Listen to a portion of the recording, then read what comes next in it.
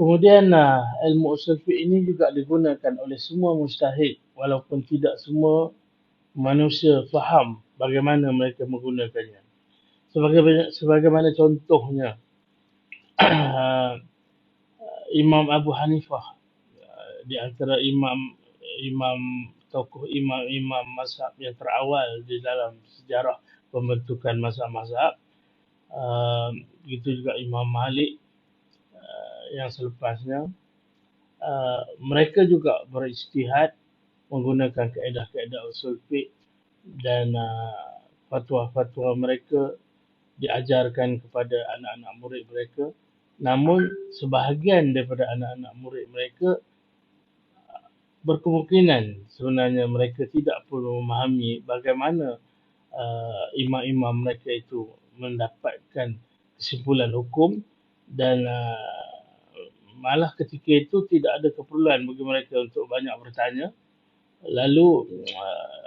hukum hakam itu hanya dihafal ataupun diambil dan disimpan, lalu mereka terus beramal dengan apa yang difatwakan oleh imam-imam mereka. Sehinggalah sampai satu masa yang akhirnya masyarakat mula bertanya kenapa kenapa dan bagaimana sesuatu hukum itu diistimbatkan, bagaimana hukum itu boleh diambil daripada dalil yang disebutkan. Maka lahirlah selepasnya Muhammad bin Idris Imam Asy-Syafi'i yang menyusun kitab Ar-Risalah, yang ini berkaitan dengan kaedah-kaedah usul fiqh yang menjadi panduan ataupun membolehkan para tabi'in ketika itu memahami bagaimana imam-imam mazhab yang lain ini melaksanakan istimbat hukum yang mengambil hukum hakam daripada dalil-dalil yang sama yang diambil oleh mungkin mazhab-mazhab lain dan sebagainya. Jadi perkembangan ini yang akhirnya melahirkan berbagai mazhab hingga berkembangnya ilmu usul fiqh ini, lalu melahirkan berbagai mazhab dan pandangan serta aliran sehinggalah ke hari ini. Jadi tuan-tuan dan puan-puan yang rahmat Allah, kalau kita melihat dari segi faedah untuk kita pada zaman ini, walaupun kita bukan para mujtahid, kita tidak layak untuk berijtihad, kita tidak mampu untuk menguasai ilmu-ilmu yang membolehkan kita untuk berijtihad, maka kita sebagai orang awam ni, adakah faedah untuk kita mempelajari ilmu usul fiqh? Sebenarnya untuk mempelajari dan memahami kaedah-kaedah usul fiqh ini terlalu banyak faedahnya untuk orang-orang awam seperti kita. Antaranya yang pertama, dengan memahami kaedah-kaedah usul fiqh ini memudahkan seseorang itu untuk memahami dan menerima segala ijtihad para mujtahidin. Bagi orang awam yang jahil ataupun orang-orang awam yang tidak langsung memahami bagaimana kaedah istimbat hukum itu dibuat, maka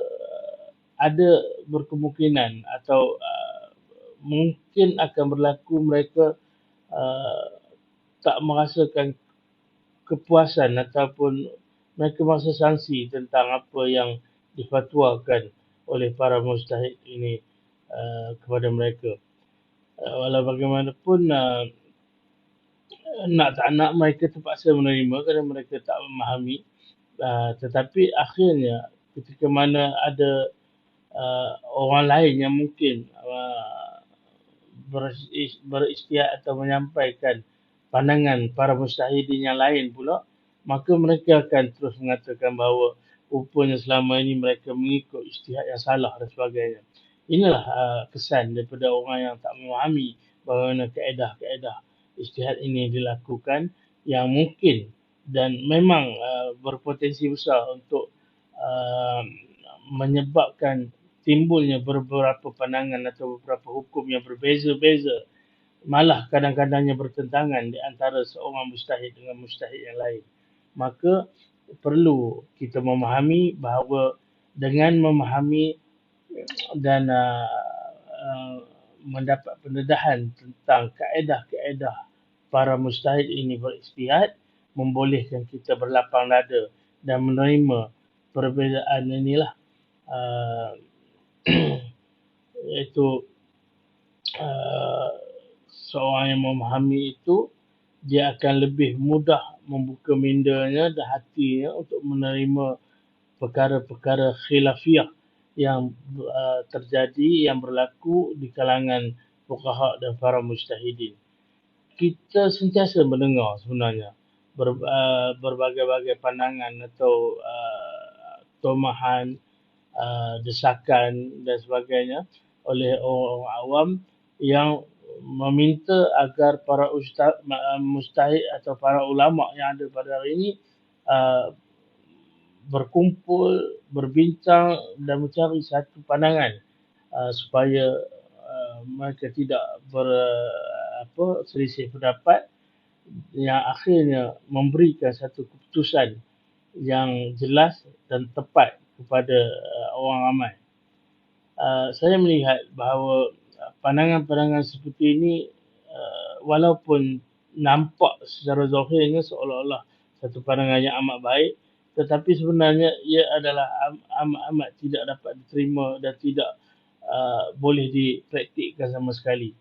Kerana dengan usaha untuk menyatukan sesuatu yang tidak mungkin dapat disatukan, mana mungkin kita nak melihat semua ulama bersetuju ataupun sama pendirian dan pemahaman mereka terhadap suatu kes itu, dan dengan mengambil hanya satu pandangan daripada sekian banyak pandangan-pandangan yang ada, bermakna kita menyempitkan urusan umat Islam itu daripada keluasan fiqh yang telah diberi oleh Allah SWT untuk kita beramal, menyebabkan umat Islam dari seluruh tempat, semua keadaan dan semua situasi terpaksa menerima dan beramal dengan satu pandangan yang pastinya akan menimbulkan kesulitan dan kepayahan yang amat sangat kepada setengah-setengah manusia. Jadi sebab itu tuan-tuan, kita perlu memahami dan memahami dan mendapat pendedahan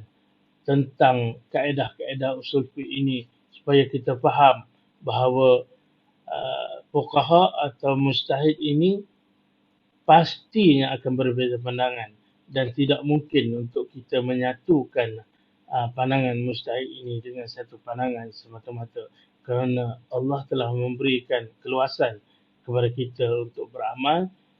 dalam kerangka yang telah ditentukan oleh syarak. Maka kenapa kita pada hari ini nak menyempitkan umat dengan ketaksupan kita kepada satu-satu pandangan, menyebabkan umat menjadi sukar atau mendapat kepayahan yang teramat sangat untuk beramal, yang mungkin menyebabkan mereka akan menanggung dosa akibat ketidakmampuan mereka untuk melaksanakan perintah-perintah Allah. Yang kemudiannya tuan-tuan, yang terakhirnya, kita melihat melalui pendedahan terhadap ilmu usul fiqh dan kefahaman yang jelas di kalangan masyarakat terhadap ilmu usul fiqh ini, boleh mengelakkan sebarang pertengkaran dan pergaduhan disebabkan ketakzuban kita kepada mana-mana mazhab. Sebenarnya ketakzuban ini memang berlaku dari masa ke semasa, daripada dulu sampai sekarang,